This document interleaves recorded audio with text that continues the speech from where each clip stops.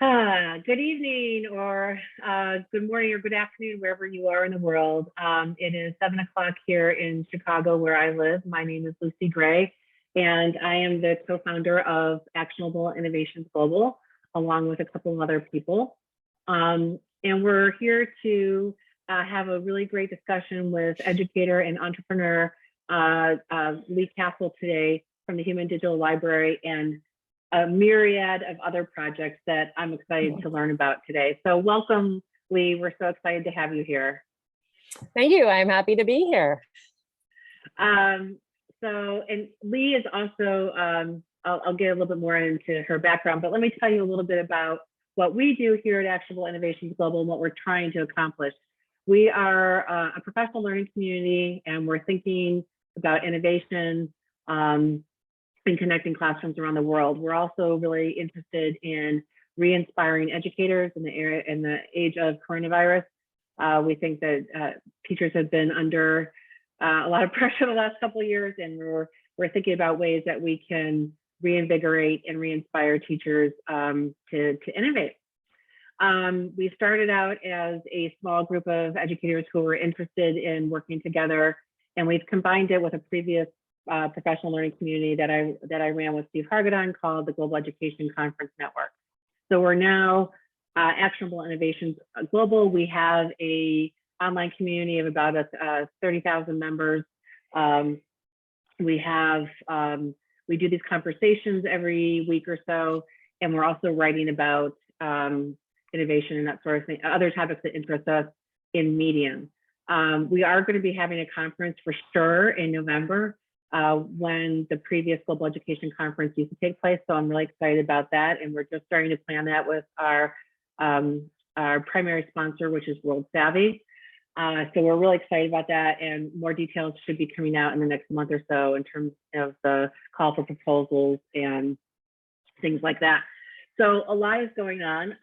And eventually we're hoping to also add a consulting side to our work as well. So that's what we do. We're happy to have you here. And if you want to get more involved, please email me at this is my email address, Lucy@LucyGrayConsulting.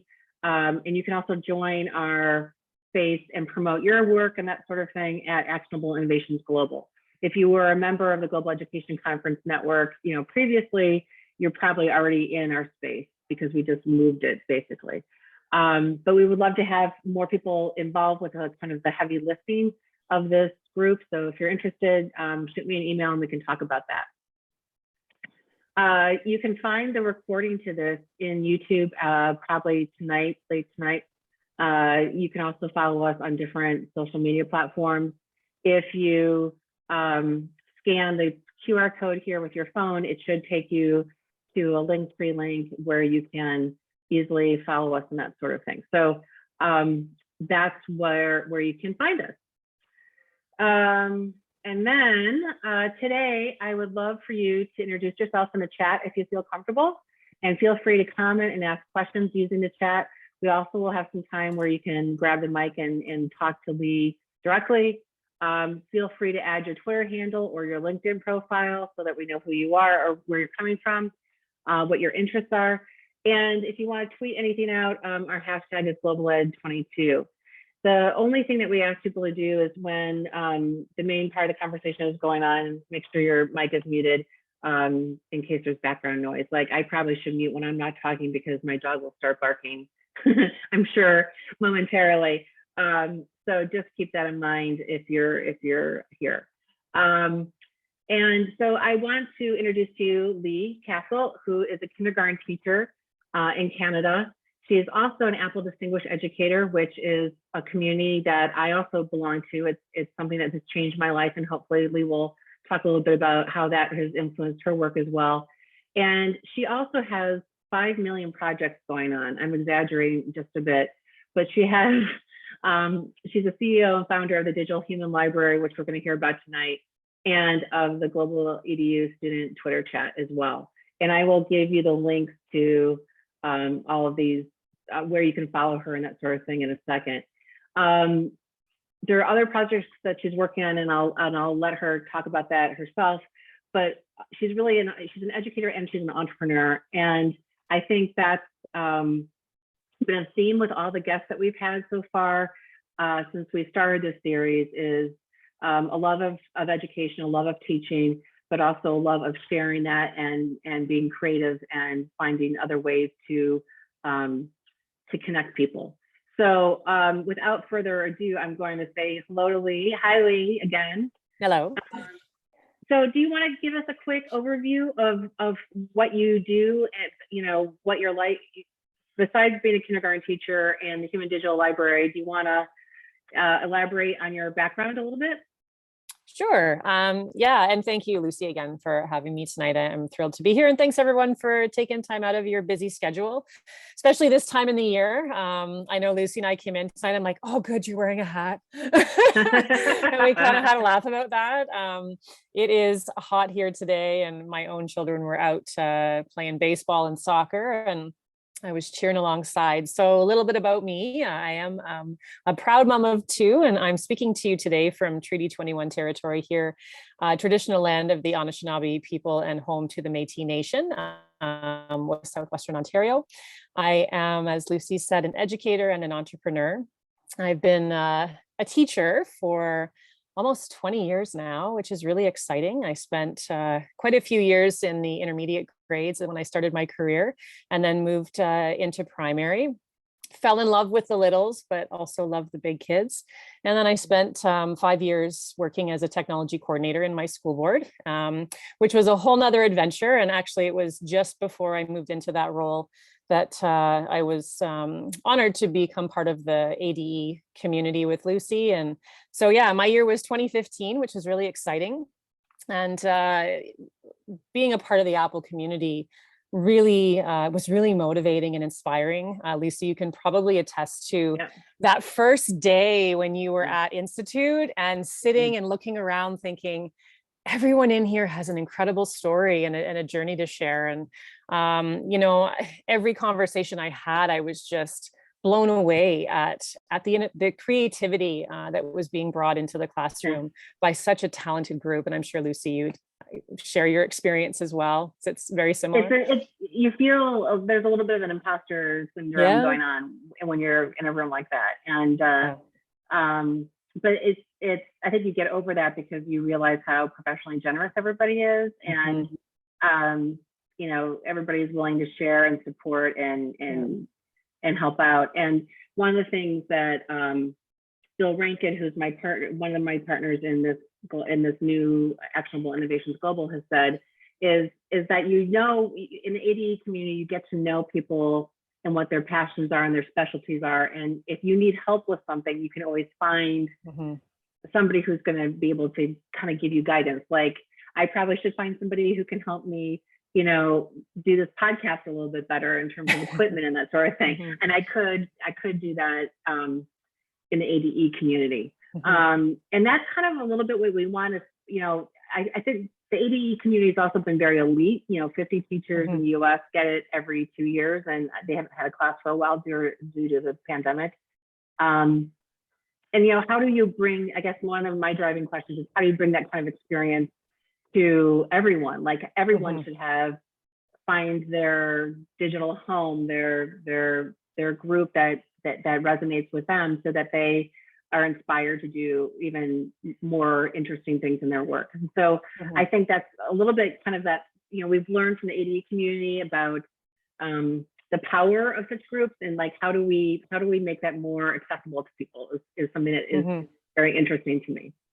Yeah, well, and that's actually a great segue into how I got started with Digital Human Library. I was working in a very small school, and I hadn't yet found my people, and I think there are a lot of teachers that can relate to that too, especially when you're in a smaller school and you're the only teacher that teaches grade 8, right? Or you're the only grade 2 teacher. It's hard to find.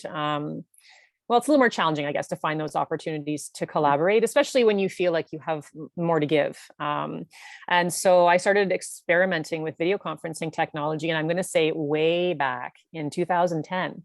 And I don't know if you remember back in 2010, we weren't doing this. It was, a call to IT, and can you bring the Polycom unit down and set it up? And it was quite an ordeal. Skype was pretty new in the space.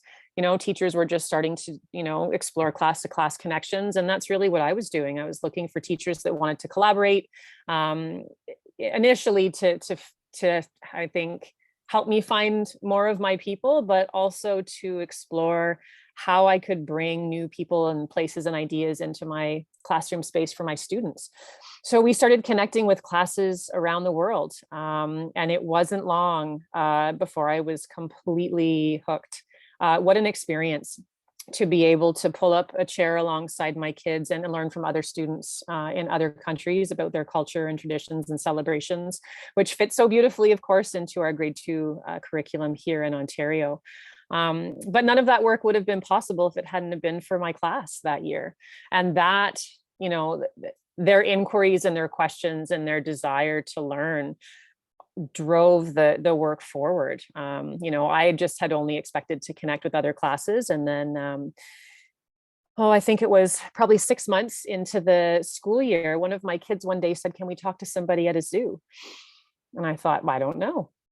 Why don't we reach out to some zoos and see what's possible? And of course, through that grade 2 lens, they're like, "You can do that? You can talk to somebody at a," and I said, "Well, we're going to try." And lo and behold, Mark McAllister at the North Carolina Zoo said, "Sure, let's set up a Skype call." And from there, it just kind of snowballed. We started connecting with all kinds of experts in all kinds of places. And I make it sound so easy. Back then, it is not that easy, Lucy. And I know you know that. 50 emails later, you get that one response that you worked so hard to get. And it definitely took perseverance and persistence. It's much easier now today. How did you initially find people to connect with in your classroom? Did you, I mean, Twitter was Twitter started what, 2007? So I wasn't on Twitter then. No. So you know what? Honestly, Google is our best friend. And what was so cool about that is that what I noticed very subtly, of course, was how my pedagogical practice was shifting. I was letting student inquiry start to drive what we were doing. I was spending time teaching my students how to search the internet, how to validate information on a website to determine whether this organization or individual would be credible.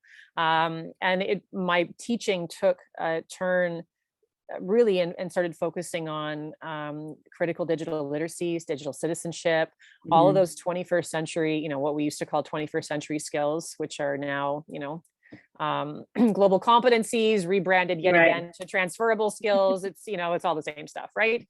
But those important skills that kids needed to learn. And it's really how I went from being the sage on the stage to the guide on the side and letting inquiry drive what was happening in our classroom. So we would actually just hit up the internet and start looking for organizations. Honestly, not much has changed. Our team spends a lot of time researching different organizations based on teacher requests, and we reach out to content partners and organizations and invite them to be part of the library. So yeah, that's kind of how that works.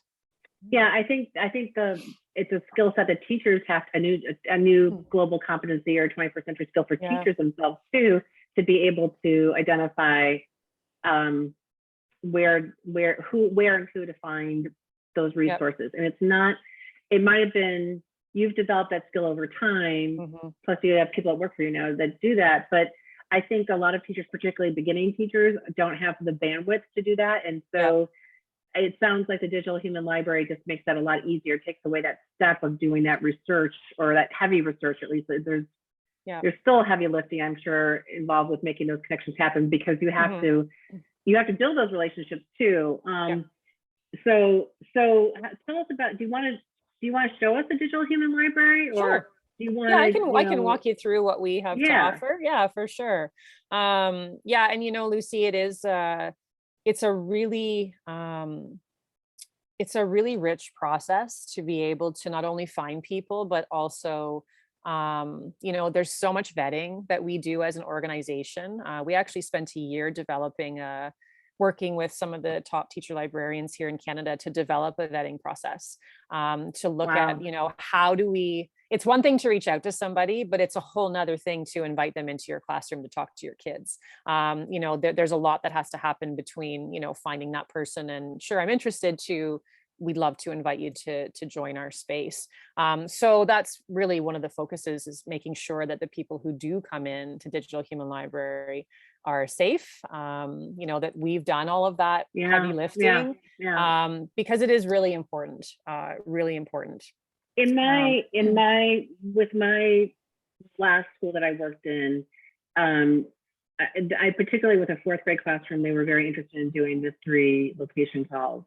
And I had friends I could call on. And so I took that layer over for them. So we connected with a teacher I knew in Mexico who was doing presentations on Day of the Dead.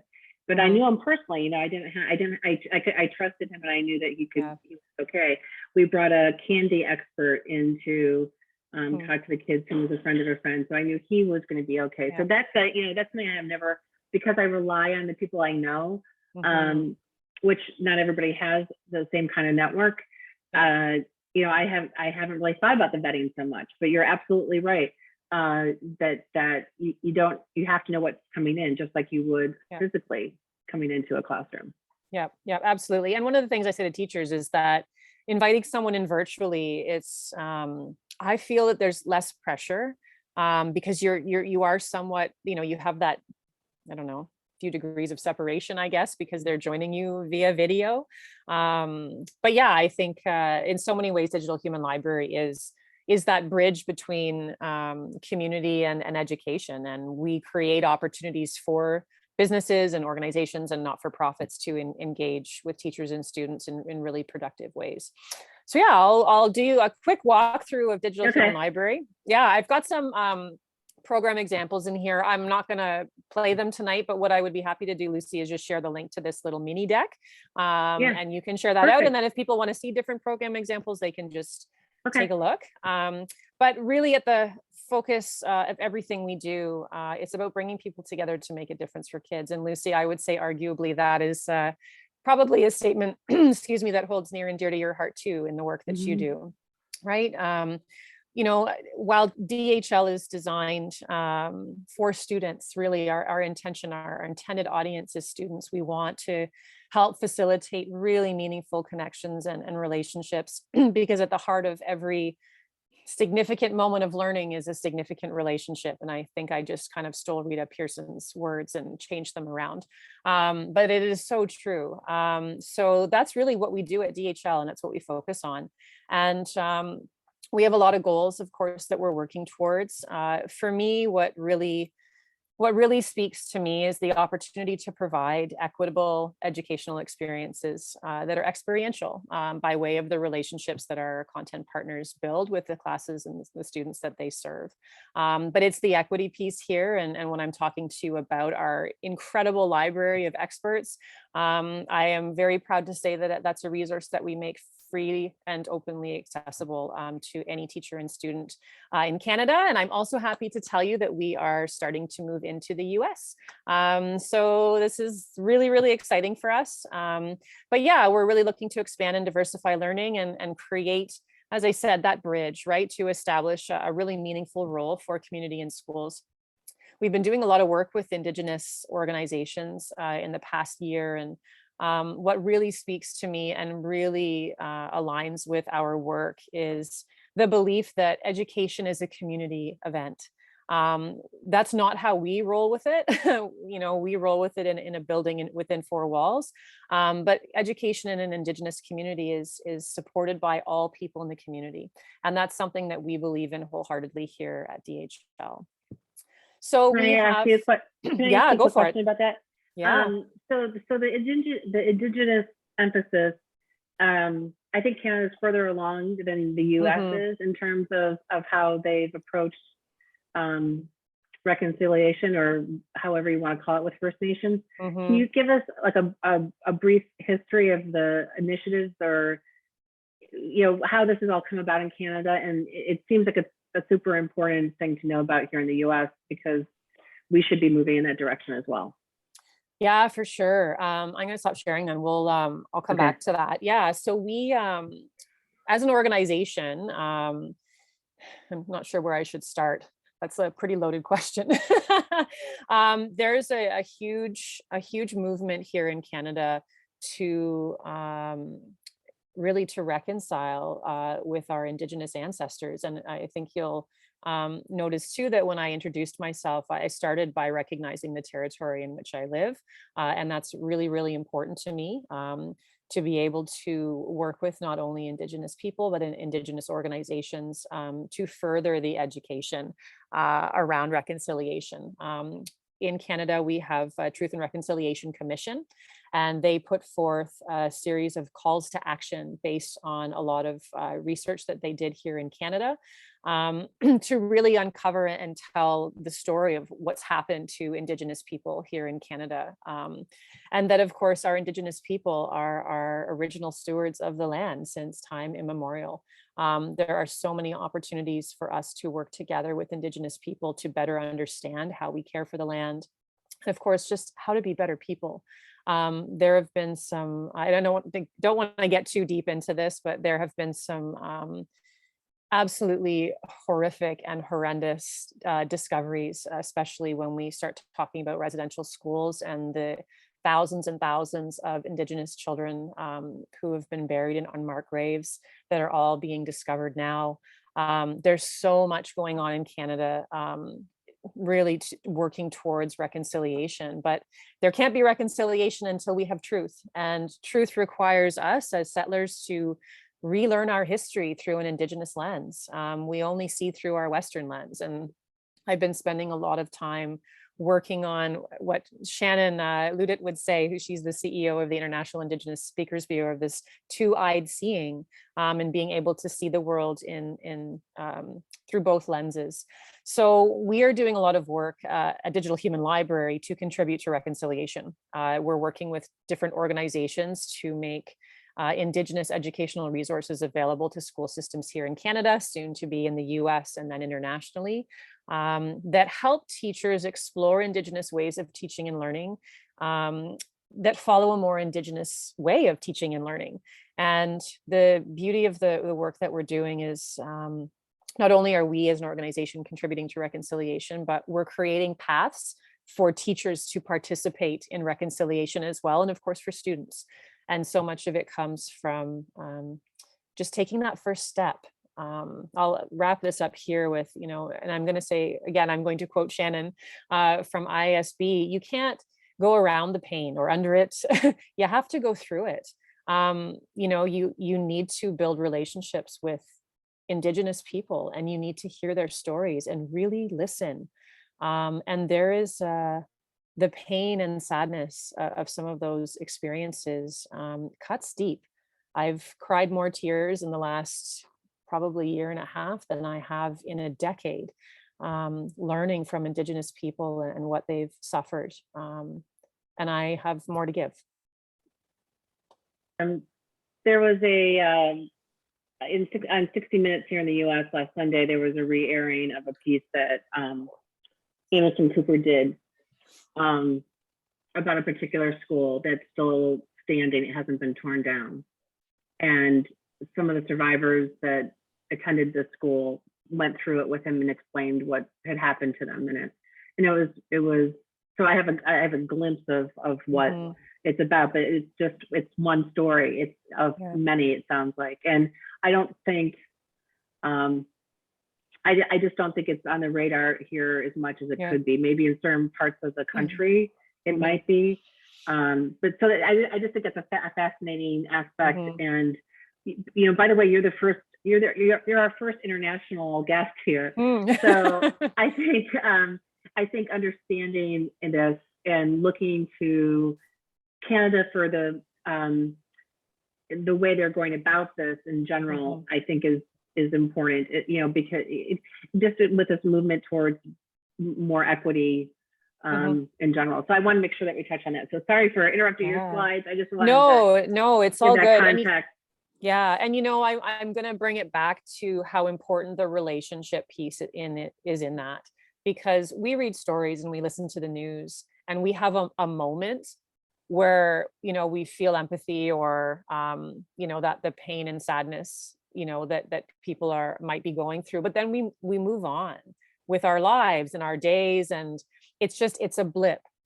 But when you actually take the time to build a relationship with somebody, the depth of learning, it's you can't beat it. You can't match it. And without that relationship, it's another story that you read on the news. And I think that's the difference. And it's really what we try to focus on at Digital Human Library, is the relationship, because that's what matters. Kids can read about tornadoes and I don't know, trying to think of another. Kids can read about plants. They can read about anything, but until they actually meet somebody who's doing that work, it's just something else, right? It was just something else that happened to pass by. It's not memorable. It's not memorable. No, it's not. If the learning is not memorable if it's not deep. Yeah. And these kinds of digital experiences can really deepen the learning when done well, I think. And it's not easy for every teacher to do this. I mean, I think, what I loved in my last school was being that person that if somebody had an idea or had a unit, I could say, aha, I know what we should do, and bring that digital component into it. And so I hope more teachers will become more facile with figuring out. But it sounds like Digital Human Library is one place they can go to make those connections happen. Yeah, absolutely. So on that note, I'll tell you a little more about what we do at DHL. We have two core services, and then we have our work with Indigenous organizations, which is a separate piece. And then we also have some social innovation projects, one of which, Lucy, you mentioned, and that's Global Ed Student Chat. But I'll start with our virtual tours and VR library. And we have an incredible team of educators who curate virtual tours and VR experiences from the web. We currently have 1,800 educational tours that are annotated in English. We're releasing the French annotations this fall. So as a teacher coming in looking for virtual content, you can come in, search our library, and you could watch bees in a hive, or you could stand in the middle of a tornado and experience wind speed, and if you have the hardware, it becomes immersive, but you don't actually need the hardware to experience any of the tour content that we have. It's all based on 360-degree video, so you can navigate it on any device in any browser. And we have everything from live cameras to narrated tours, 360-degree video, all kinds of cool stuff. So I'm not going to show you this example unless you want me to, Lucy, but what I can do is share this deck, like I said. Yeah. The tour, whatever you want to do. Yeah, it doesn't matter. So the tour that's in here, and again, I think I'll just share this deck out for those who are just listening. The tour that we've chosen here is a virtual campus that was created by parents of Black children. And it is an incredible space that focuses on providing education and support specifically for Black students. This whole tour is loaded with resources that help you explore Black culture and all curriculum subject areas. There's all kinds of content. They do virtual tutoring within their virtual campus. It's so cool. There's games, there's a forum where you can chat and meet people. So it's an awesome tour with all kinds of additional features if you are so inclined. But it's just one example. As I said, we have 1,800 tours. They're divided up into 14 different categories. So you can watch an eagle nesting or a bear coming out of hibernation. You can surf a wave. You can ride a roller coaster. You can take a walk through a botanical gardens or a nuclear power plant or a car manufacturing facility. And what's so powerful about our virtual tours is that virtual content brings context to learning in a way that text and audio and video alone can't, because this puts students in an environment where they can actually experience the environment. They can navigate and create their own experience of learning. When they watch videos, they sit by and they're passive consumers of content, right? But in a virtual tour, they have to be active. They get to decide how much, if they're traveling touring a museum, they choose how much time they spend looking at artifacts and learning about different, different items, I guess, or artifacts in the museum. So they're really in control of their own experience. So virtual content is so important. And we try to find virtual content that complements our video conference live, which I'm going to do now. Get past my YouTube screen. There we go. Which is the heart and soul of DHL. So all of our virtual tours, or at least as much as possible, are designed to complement live programs with our incredible library of experts. So let me tell you a little bit about our Video Conference with Experts library. And this is where it all started. So this is back to my grade 2 class and my one student saying, can we talk to someone at a zoo? Well, here we are celebrating 10 years, actually, this past November. We work with hundreds of organizations around the world, including industry leaders, businesses, NGOs, and individuals. I mean, we have the farmer down the street to the Canadian Institute of Actuaries, who are a part of DHL. And all of our experts provide educational programs, Q&As, career talks, and mentorships, all scheduled on a mutually agreeable date and time. And these are one-to-one premium programs. So this isn't, once we get 8 classes, then we'll run a program 2 months later. This is right now, my kids are studying animal habitats. And we need to talk to somebody at a zoo who's an expert on, mammal habitats. And so a week later, you have a call with someone at a zoo who's there to either deliver a program or answer student questions. And if you were to pay for these programs one-off, they run around anywhere between $250 and $350 for an hour. And our experts offer them for free, which is awesome. Totally awesome. This year, we launched a premium teacher membership, which gives you the option of curating your own library, requesting new experts, leaving feedbacks for experts. And we're just starting to enter into that space where, if teachers want to use our space to connect around projects, they can add all kinds of really cool stuff to their profiles now. This is a sample program too, that again, I'll just pass on to you. This is Royal Botanical Gardens, who's one of my favorites. I've been working with Corrine Davidson-Taylor for over 10 years. She was one of the first experts to join the library. She's been in this space for a long time. So a virtual educational program is really complemented by the collaboration that happens between the teacher and expert. This isn't, we don't want this to be a teacher reaching out saying, oh, thank God I get a 40-minute break because someone's going to come in and teach my class online. No, this is a chance for you to collaborate with a subject matter expert. It's free professional learning for teachers. That's the bonus, right? You're not feeling so strong in science. Bring science experts into your class and learn with them, but also learn how to facilitate and support a program when you're not actually leading the engagement. There are so many opportunities to bring in materials. In this sample program here, the teachers brought in all kinds of nature. There's all kinds of plants and things for the students to explore that complement the live program they're doing. And this is one of my favorite slides to share. This is a small snapshot of some of the organizations and individuals that we work with. But as an example, since I said tornado and tornado hunters caught my attention, let's say you have a grade 11 math class studying wind speed. For I think most kids, that's probably not really very exciting. But when you give them a chance to explore the power of a tornado through a virtual tour or in VR, they're now starting to appreciate the magnitude of extreme weather. And when you take it a step further and connect them with experts who actually chase extreme weather at tornado hunters, that is a game changer. Because now you've not only brought context to learning, but you've also shown students a path into that space where they could pursue that as a career, or at least they've had a chance to, establish a relationship with someone who does a pretty cool job and a very dangerous job. So all of a sudden your math lesson around wind speed has taken on a life of its own.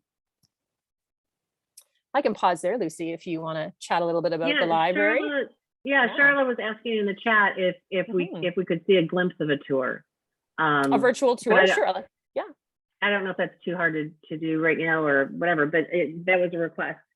So of a virtual tour or a video conferencing program? Which one, Charlotte?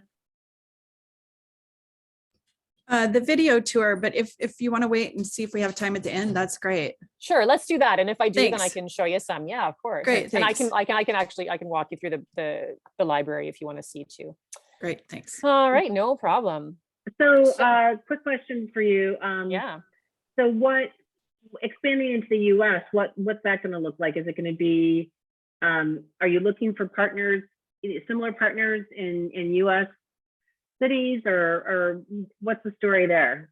Yeah, for sure. So we work with content providers, so our experts on globally. So we have like physics education, for example, is one of our content providers, and they're in Australia. Programs are, like they're up at all hours delivering programs around the world because of time zone challenges. Most of our experts reside in North America. So yes, we are always looking for new experts to join Digital Human Library. We are very focused and committed to providing teachers with a culturally diverse community of experts. That's really, really important to us here as well. But all of these experts here are here because teachers have asked for them. We don't just arbitrarily outsource content partners. All of the content partners at DHL have come from classroom requests, and that's what makes our resource so powerful. So really, when moving into the US, of course, as I'm sure you can appreciate, there's a fine balance between the number of experts in our library and the number of teachers who are using our space, because we want to make sure that we're not overwhelming organizations because are volunteering their time. So moving into the US means an initial start with virtual tours and VR. And then we're also making our premium teacher membership to our video conference library available for districts to purchase district-wide. We are allowing individual teachers to register as well for a fee. I'm hoping that in the next few years, we'll get to a point where our library of experts is so massive that we won't need to charge teachers in the US a fee as individuals, that we'll be able to open it up so they can use this space free as well. For now, it's free for Canadian teachers, but it is on our radar to be able to provide the same kind of service to US. But for now, it's fee-based, but it is accessible. And I think that's always that's the conundrum with all this kind of work is how do you fund it? How do you keep it going? How do you, we struggle with that all the time. And how do you want things to be accessible, but you also, your time and energy and resources are used in projects like this. And so, I can imagine it's tricky on that end. Mm-hmm. As we're wrestling with that in our new model, like how will our conference, be funded and that sort of thing. So yeah, and it is ongoing. But we do a lot of work with school districts around implementation of resources. What we found here in Canada, anyway, I would wager a bet that it's probably very similar in the US.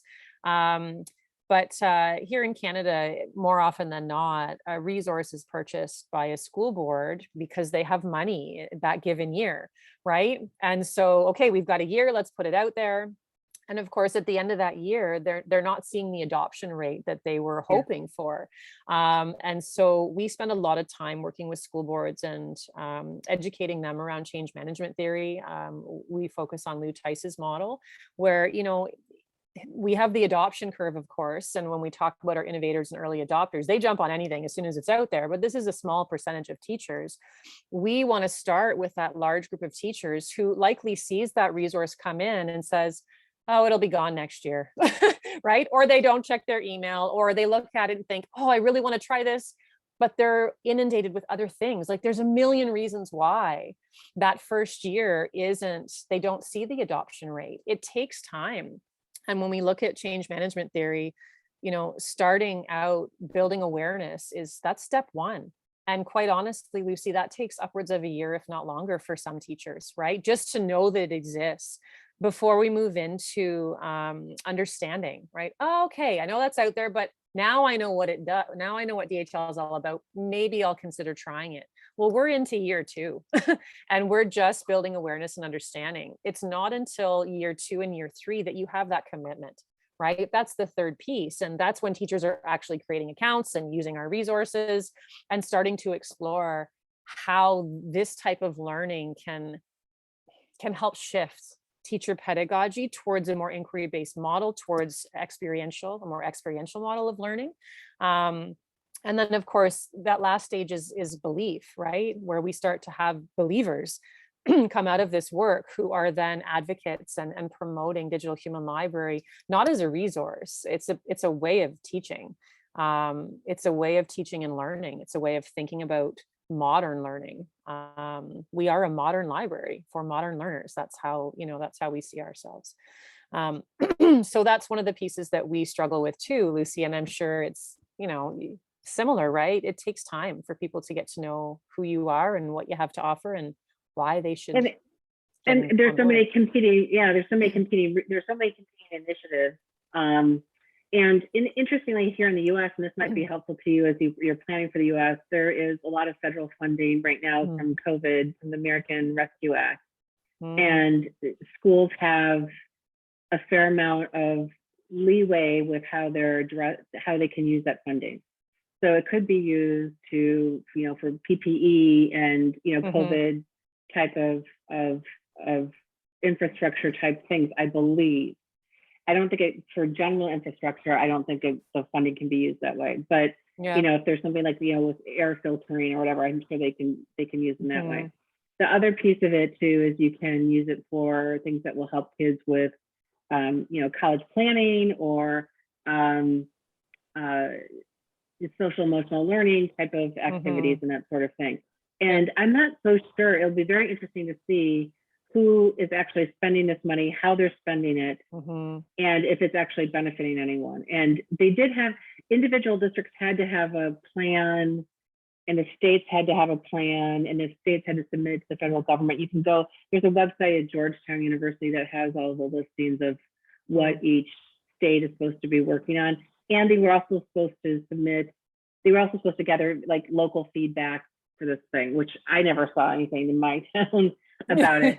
But there's a ton of money out there, right? And I feel like people are just going to, they have to spend it by 2024. Are they going to all of a sudden, try to buy something and not have the runway to actually use it? And so I think building in the expectations into the adoption model, I think, is really smart. Like we recommend that you commit to a 4-year process with this, and this is what it's going to look like in each year. If you follow the recommendations that we provide you and the professional development opportunities that we provide you, this is how it's going to go. I think that's really smart. Yeah. Well, thank you. Well, part of that implementation work too is looking at how digital human library can be interwoven into your current, here we have board improvement plans, which essentially guide, what the board, this is the direction that we're moving. These are our focus areas. These are some of the challenges we face. Here are some of the, steps we're taking to address some of those challenges. So the last thing you ever want is for a resource to come across as an add-on. Here's something else you could try. Here's something new and different. No.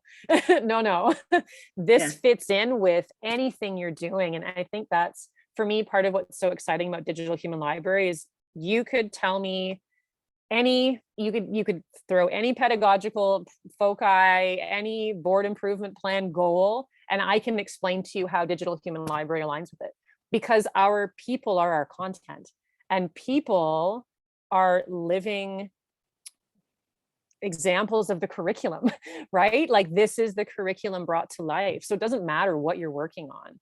We can fit in and align with that. And our virtual content serves the same purpose. So that's I think the magic. The trick is, how do we work with a district to present it to teachers in a way that they don't see it as something else, that they see it as part of what they're already doing. Here's just a different way of exploring what you're already doing.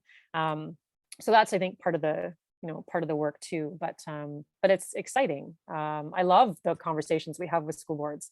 And one of the lines I say, like, we're not looking to date. We are looking for a long-term commitment. This isn't a one-off. We don't want to be a budget line on your spreadsheet. And I'm very upfront about it. It's about a long-term commitment. This is an investment in that cultural shift that you're looking for. You talk about innovation in your school board. Let us help you work with all of your teachers, not just those pockets that already exist, because those teachers will work with us anyway. They're the ones that have been using digital human library for 5 years, 10 years.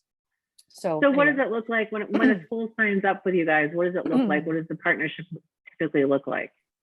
Well, if they want to work with, and some school boards just want to pay for our resources and carry on. And you know what, that's their prerogative. Yeah. But districts who invest in our implementation work, so our implementation program has a few different components. We have, I think one of the most important pieces is that we establish a leadership team at the district level that includes representation from all levels and all departments. So there has to be a superintendent on the team. That is a mandatory requirement. If you don't have buy-in from your district level, it doesn't matter how much time we spend with your coaches and coordinators, it will fall flat. And so we need to have representation from different departments. Ideally, we'd love to have someone from, your library learning commons team, have a teacher or two on the team. So we take the time to really put a team together who's going to support implementation. We talk about building a model for implementation. And again, this can be a multi-year process. But at the end of that process, you want to have at least 2 teachers in every school who are champions for the resource that you're investing in. These are your believers, right? And they don't necessarily have to be your innovators and early adopters. And actually, Lucy, it's better if they're not, because those are the teachers that are always doing cool shit anyway, right? We want teachers that have discovered and explored something new and want to celebrate it and share it and help move others along.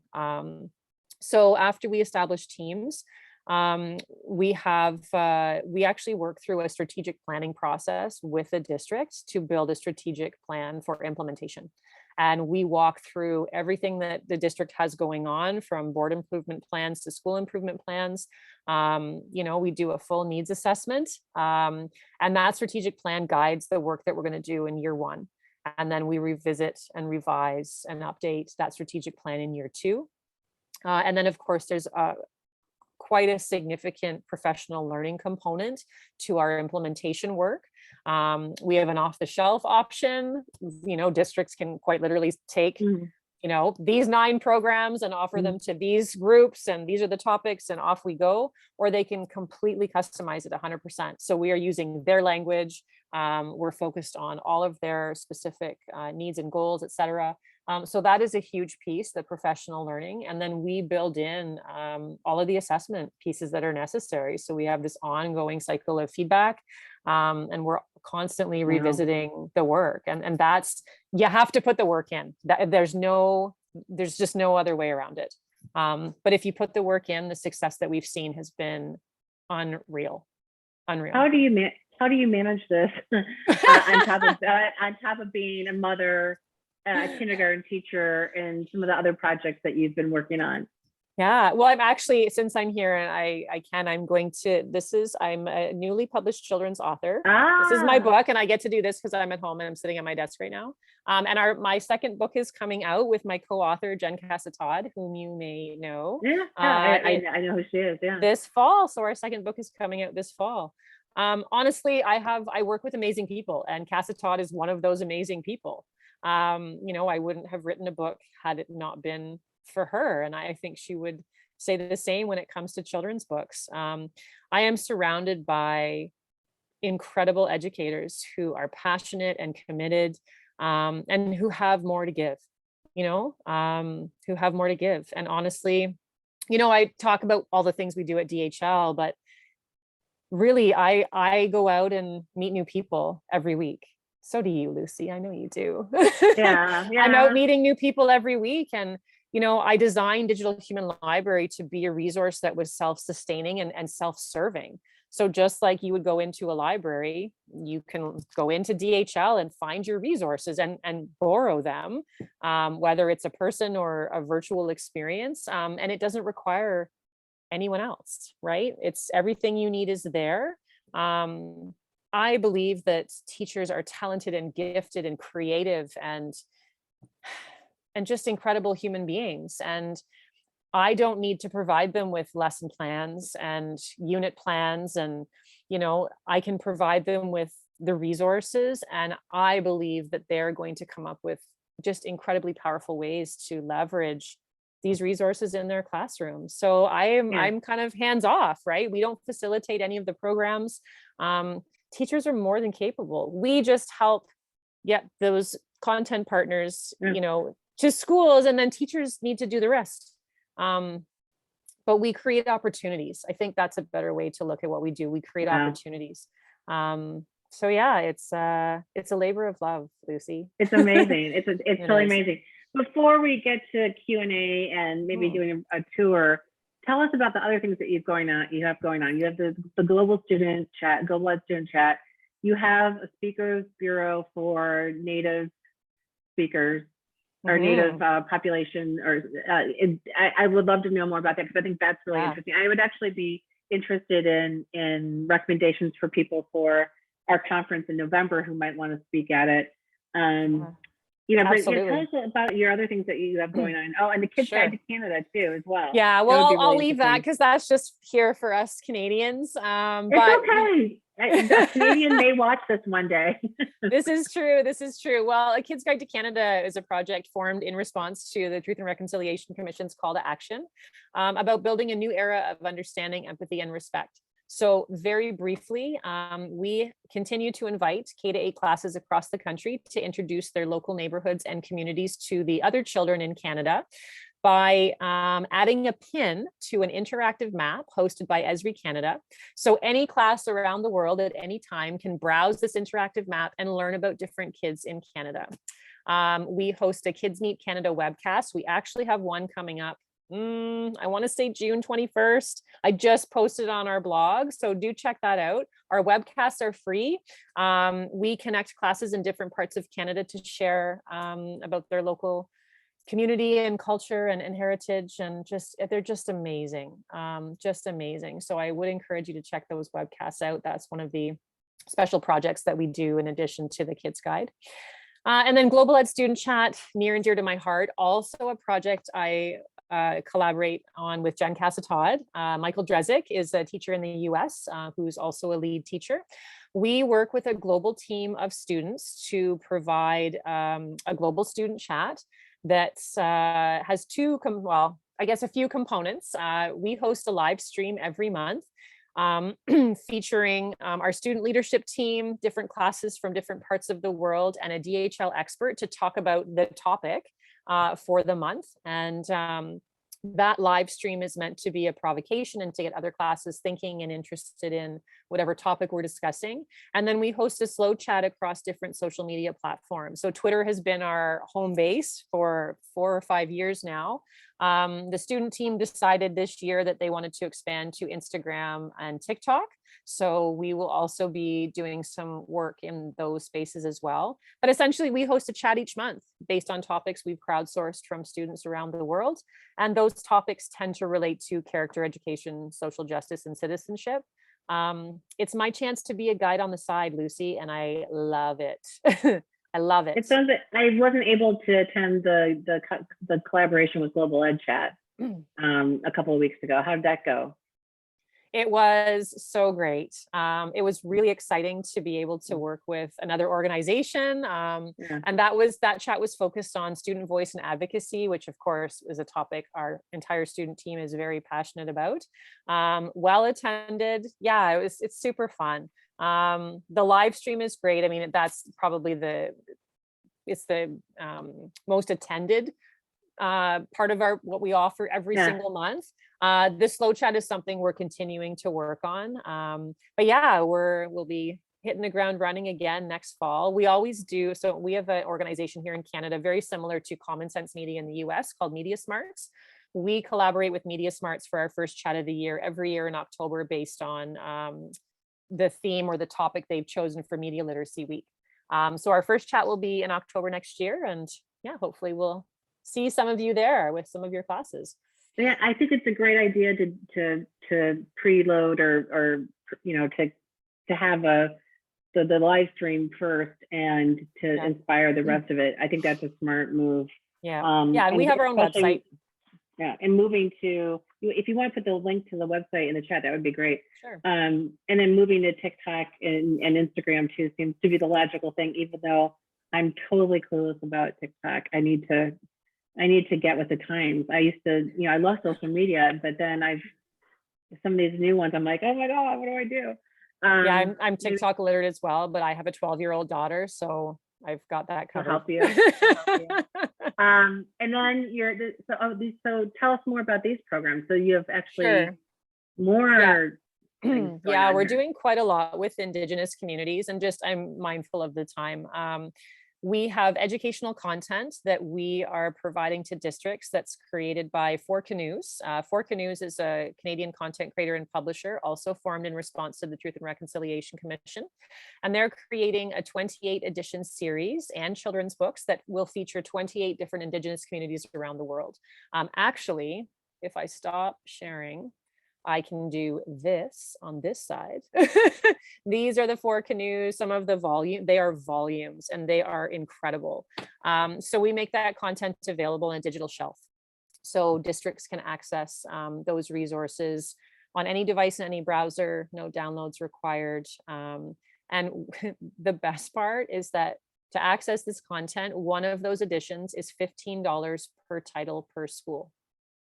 So it doesn't matter if there are 100 kids in your school or 4,000 kids in your school, it's $15 to access one of those titles. And everyone in your school, everyone in your district gets access, and also everyone in the community gets access too. So it's about education. We're not about, I mean, we need to keep the lights on, of course, and we employ a number of people, of course, but we lead with our hearts, and we're here to make education accessible in an equitable way. And that's what we're doing, especially with our Indigenous materials. And then we are working with the International Indigenous Speakers Bureau to create short educational videos that provide teachers with the chance to explore Indigenous teachings in their classroom without the fear of appropriating Indigenous culture, because the content is being delivered by Indigenous experts. And all of those educational videos follow a more Indigenous way of teaching and learning. And there's lesson content that's being written by Indigenous educators. And then we have a team of Canadian teachers who are connecting all of those educational videos to the Canadian curriculum as a start. We're looking to be able to connect those videos to curriculum in different countries. US would probably be the next on the list. But there are so many similarities between the curriculum we have in Canada and the US. I think it will be broad enough that teachers in the US will be able to explore that content too. And they'll also be connected to the TRC calls to action, which I think is a great way to educate and also, promote and support those calls to action and engage people in reconciliation. Wow, this is amazing. I want to make sure everybody, if people have a question, they can ask. If anybody wants to grab the mic, feel free to do so. If you want to ask in the chat, I want to make sure that you have time. And then while we're doing this, why don't I talk for a little bit? Leigh, why don't you pull up a virtual tour for Charla while we're in thinking about things. Anybody else have a question that they want to ask? I looked on the LinkedIn stream. I didn't see any a few minutes ago. So if you have a question, you can throw it in there too. I'll check that as well. And if not, I'll go ahead and give us a grand tour, Leigh, and I think we're good. I'll show you an example of a virtual tour. This is the Parents of Black Children virtual campus that I just have. There's a screencast of this tour. So you're just going to see snippets of what's available. That's perfect. Yeah, so we'll do that.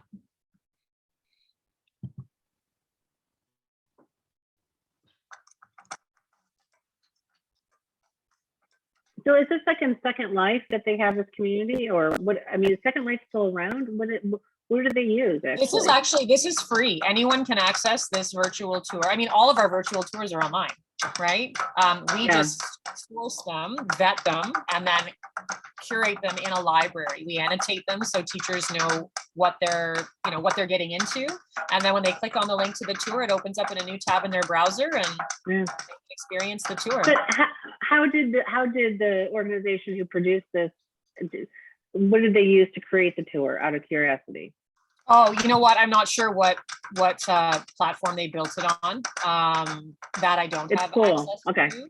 Yeah, so I'm not entirely sure. I mean, you can create a virtual tour with, all you need is a 360-degree camera.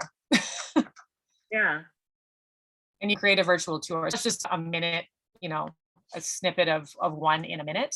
But again, it's exploring different possible, rooms and those kinds of things.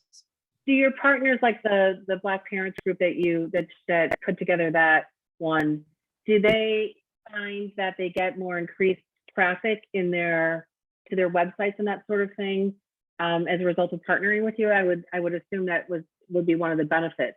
Oh yeah, absolutely. Because any teacher that comes into our space, even if they're not looking for that, there's so much metadata behind the tours and the expert profiles that when you're searching, you're going to have all kinds of options come up, because part of what we want to do is help teachers also think outside the box, right? When you're looking for an artist, or actually let me choose a bee. The bee example is good. If you're looking for someone who works with bees, typically you're going to search for a beekeeper.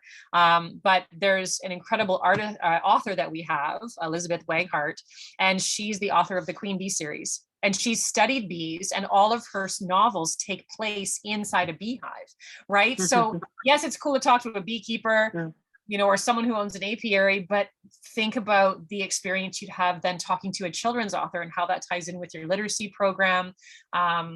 And then you're on a virtual tour inside a hive. There's so many cool ways you can really diversify the experiences that you're offering kids. So again, they're not just looking at pictures of bees in a book, right? And field trips, as awesome as they are, you can only do so many a year. And right now you may not be able to do any. I think those are coming back, thank God. But the past 2 years have been rough in that regard.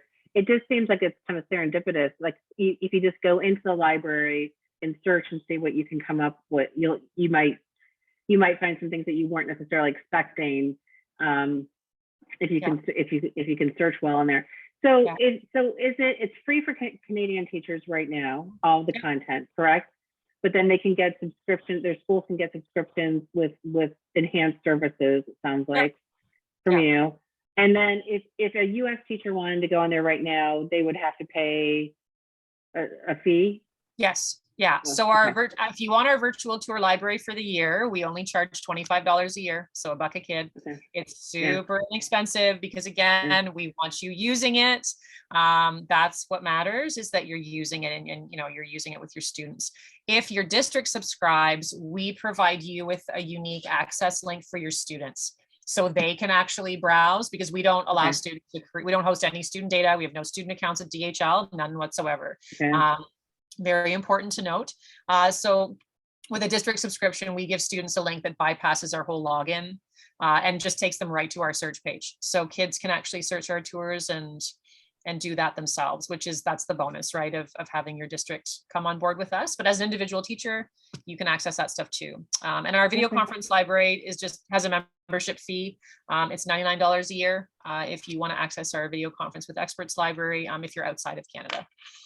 Awesome. Okay, before we end, what's coming up in the future, and is there anything else that you want our audience to know? In the future, well, DHL is always evolving. Actually, I'm going to put a little plug out there for the National Association of Black Storytellers, who have a festival coming up in the fall. We're in the midst of working with them to support their festival and deliver it via live stream. which we're super excited about. One of the other components that we're hoping to work on with this organization is around knowledge sovereignty, which is something we're heavily invested in, of course, with our Indigenous partners as well. Yeah. There are so many Black storytellers that are elders, and their stories will at some point be lost forever. So part of what we'd like to do with NABS, is the acronym, is help them create and curate their own library of storytellers who have their stories captured on video that we, of course, would do with them. But again, the unique piece of that is that all of that content, all of that information, all the knowledge, all the stories belong to the individuals and the communities where they originated. We are just helping them share that knowledge and those stories with the education community. So to be part of that work feels good. And I think is a step in the right direction, right? Again, it's better understanding the culturally diverse world we live in and how we celebrate culture. And you know what, I'm going to say it again, you need those relationships to be able to do it, because again, watching a video that we provide is such a small piece. You then need to talk to some of those Black storytellers and hear their stories and meet them firsthand, because that's what deepens learning, and that's what makes it truly an experience, is that emotional connection. Without an emotional connection to learning, it's gone, right? It's gone. So yeah, and I think are lots of new experts, so stay tuned. Okay, that's good. That's great to know.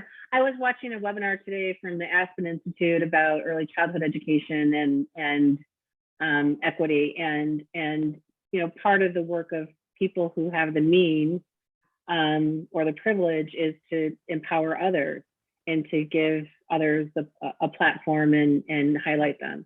And so I think that's, you know, your partnership sounds like it's work in that area, and that's something that we need to think about as we plan our Global Ed conference and that sort of thing too. Like, how do we build those relationships that are going to be different and diverse and you know, not about, you know, us. So please stay in touch. And Leigh, I'm so glad that we had this conversation.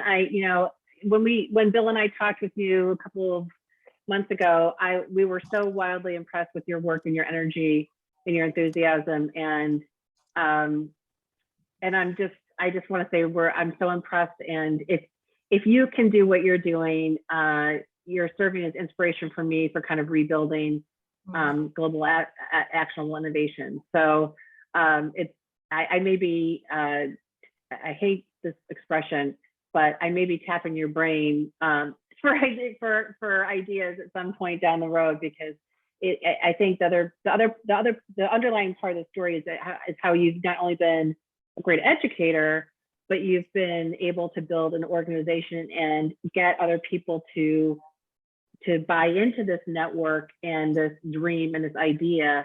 And that's a heavy lift, and that's really impressive. So kudos to you, Leigh, for the work that you've done.